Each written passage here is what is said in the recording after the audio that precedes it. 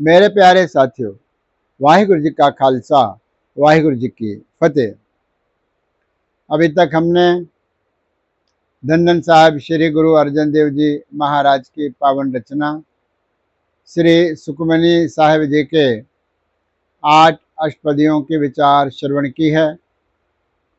आज हम 9वीं अष्टपदी की आरंभता कर रहे हैं, जिसके अंदर पहले श्लोक के विचार होंगी और उसके बाद जो आने वाले पौड़ियाँ हैं उसके विचार होंगे।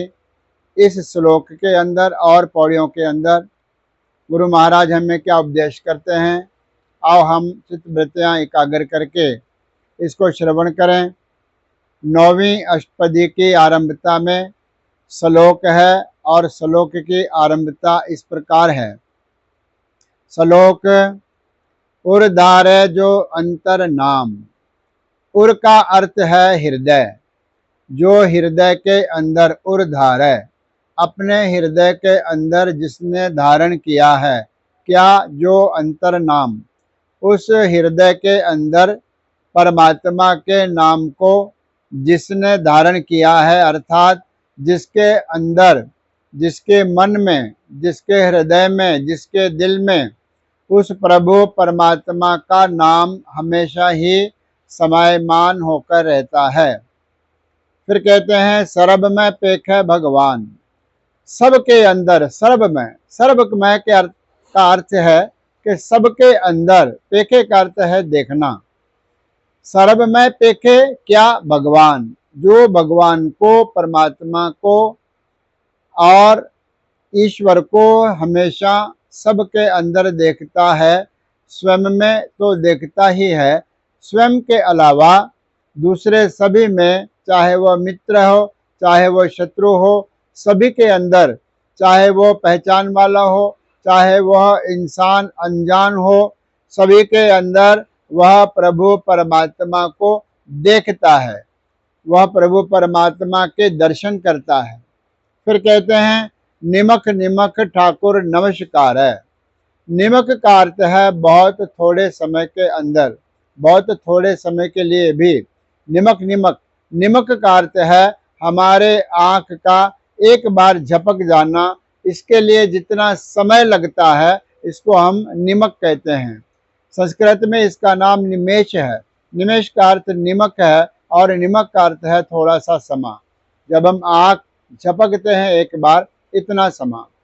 कहते हैं निमक निमक ठाकुर नमस्कारे, निमक का जितना भी समा है वह भी वह व्यर्थ नहीं गंवाता और परमात्मा को नमस्कार करता है, ठाकुर को नमस्कार करता है। ठाकुर का अर्थ परमात्मा, ठाकुर का अर्थ मालक है, स्वामी है।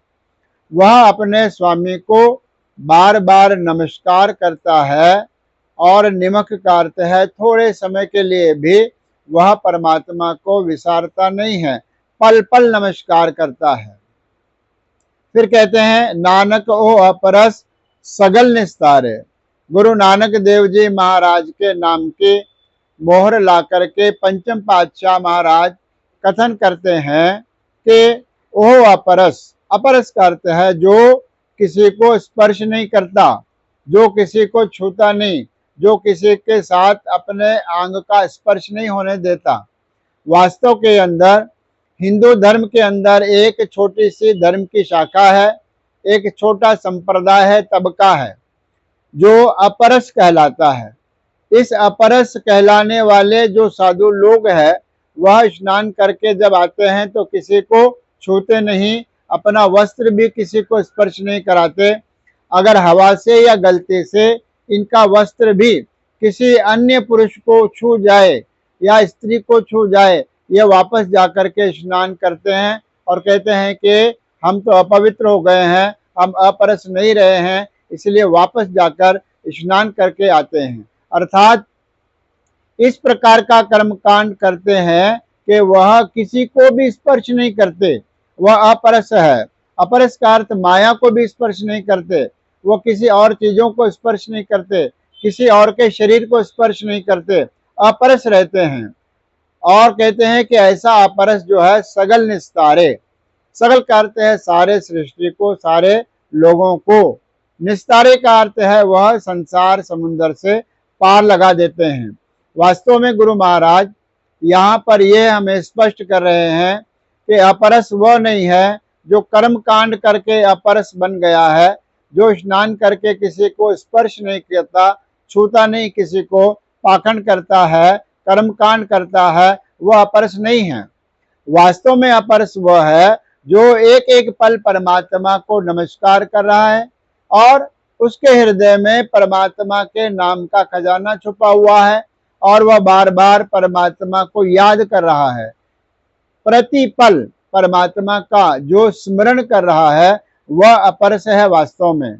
और आने वाली पौड़ी के अंदर अपरस क्या होता है, कैसा होता है और वास्तव में अपरस की परिभाषा क्या है, इसका वर्णन आने वाली पौड़ी में होगा, जिसके विचार हम परसों करेंगे। मैं फिर से आपसे बेनती करता हूं, इस चैनल को आप बहुत अधिक संख्या के अंदर सब्सक्राइब करें, शेयर करें, अपने परिवार को सुनाएं, मित्रों को सुनाएं, ताकि गुरु महाराज का पावन उपदेश हर एक घर तक पहुंच सके। आज इतना ही। धन्यवाद।